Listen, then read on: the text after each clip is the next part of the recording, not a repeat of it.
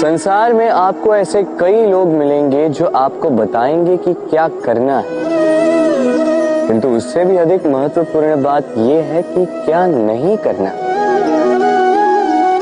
आज मैं आपको ऐसी ही 3 बातें बताने वाला हूं जो आपको आपके जीवन में नहीं करनी है। पहली बात, आनंद में कभी वचन मत दो। आनंद आपके तर्क को हर लेता है और फिर आनंद में दिया गया ये वचन बाद में गले की फांस बन जाता है। दूसरी बात, कभी भी क्रोध में उत्तर मत दो। क्रोध आपके विवेक को खा जाता है, भविष्य दृष्टि को बाधित कर देता है और फिर कुछ क्षण के लिए आया ये क्रोध, इसमें दिया गया उत्तर बाद में जीवन भर के लिए प्रश्न बन जाता है। और तीसरी बात, कभी भी दुख में निर्णय मत लो। दुख आपके सोचने समझने की क्षमता को सीमित कर देता है और दुखी मन से लिए गए निर्णय सदा दुख ही देते हैं। सच कहा जाए तो वचन, उत्तर और निर्णय कभी भी जीवन में सोच विचार करके ही लेने या देने चाहिए। सोच विचार करके कार्य करोगे तो इस संसार में किसी भी समस्या का हल बूझना नहीं पड़ेगा। राधे राधे। आज मैं आपसे 3 प्रश्न पूछूंगा। तो पहला प्रश्न, ऐसा कौन है जिस पर लगातार प्रहार करने के पश्चात भी वो मुस्कुराए और आपको सुख दे? आपका उत्तर होगा धरती या वृक्ष।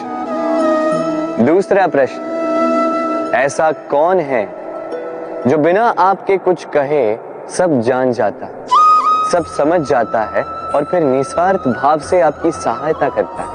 अब आपका उत्तर होगा भाई या मित्र। और तीसरा प्रश्न, ऐसे कौन से भगवान हैं जो स्वयं विष का घूंट पीकर आपको जीवन का अमृत प्रदान करते हैं? अब आपका उत्तर होगा महादेव। यदि आपके उत्तर ये हैं, तो आपके उत्तर गलत है। इन सारे प्रश्नों का एक ही सही उत्तर है और वो है मां। स्तनपान करते समय आपने उन्हें कितनी लात मारी, किंतु फिर भी मुस्कुरा के वो आपको आशीष देती रही। आपके बिना कुछ कहे वो सब जान जाती और इस जीवन की कठिन परिस्थितियों के विष का घुट पीकर आपको सुख का अमृत देती। इस जीवन में आप कुछ भी कर लीजिए, अपनी मां का ऋण कभी चुका नहीं पाए। यदि कुछ कर सकते हैं तो जीवन के आनंद में, उद्भव में और धन्यवाद में अपनी मां को स्मरण रखें और मेरे साथ प्रेम से कहें राधे। सबसे अच्छा युद्ध वो जो कभी लड़ा ही न जाए,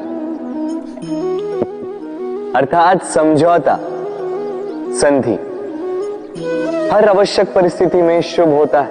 अपने से शक्तिशाली से समझौता करने वाला विद्वान, अपने बराबरी वालों से समझौता करने वाला गुणवान और अपने से दुर्बल से हाथ मिलाने वाला दयावान।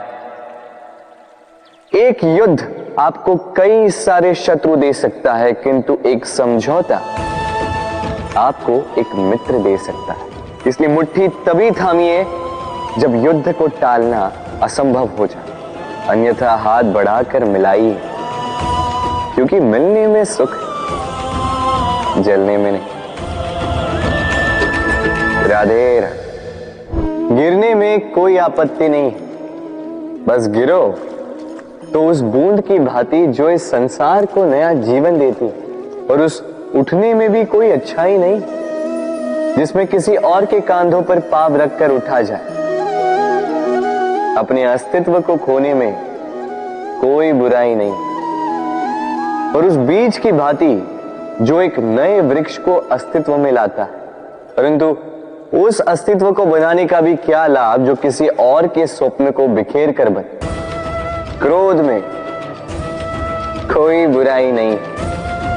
यदि वो किसी दुष्ट को मार्ग पे ले आए, परंतु उस मौन, उस दया का क्या लाभ जो आपको दुर्बल बनाए। अर्थात अच्छा या बुरा कर्म नहीं होता, बस वो कब, किस स्थान पर और कैसे किया जाए, वो निर्णय अच्छा या बुरा होता।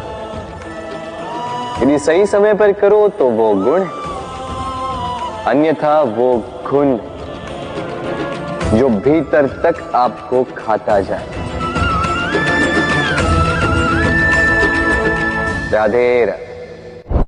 मनुष्य सदा सोचता है फल के विषय कि मैं जो करने जा रहा हूं उसका फल क्या होगा, उसका परिणाम क्या होगा।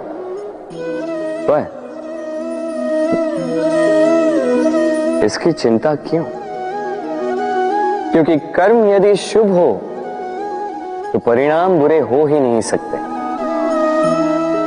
शुभ की इच्छा से कार्य करने वालों को फल की चिंता कैसे? जो फूल बेचते हैं उन्हें कभी कभार कांटे अवश्य चुभ जाते हैं, किंतु सुगंध उनके हाथों में रह ही जाती है। हीरे की खोज में कोयले की खान में उतरे व्यक्ति पर कालिख भले ही लग जाए, किंतु हाथों में हीरा अवश्य लगता है। इसलिए शुभ भावना से कर्म कीजिए, परिणाम भी शुभ ही होंगे। तो प्रेम से राधे राधे। अपने मन के पास आने के लिए सबसे दूर जाना ही होता है। दूर सबकी दृष्टि से, दूर हर उस बंधन से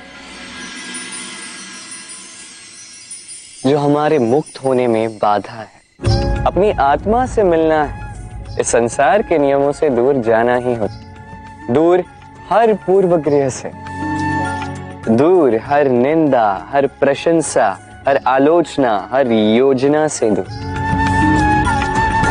अब इसके लिए कोई ऐसा स्थान तो होना चाहिए रास के लिए जहां हम सारे संबंधों से मुक्त होकर अपनी आत्मा पर आनंद के घुंघरू बांधकर मुक्त हो सके,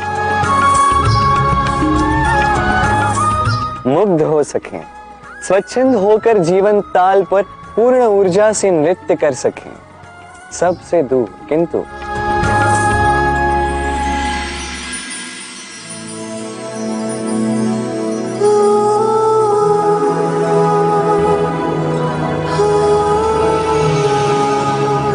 किंतु एक साथ, एक दूसरे के साथ।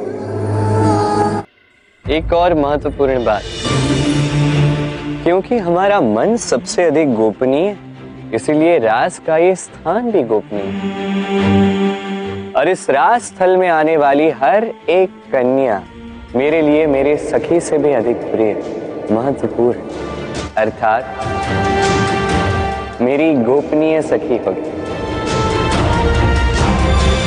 मेरी गोपी होगी।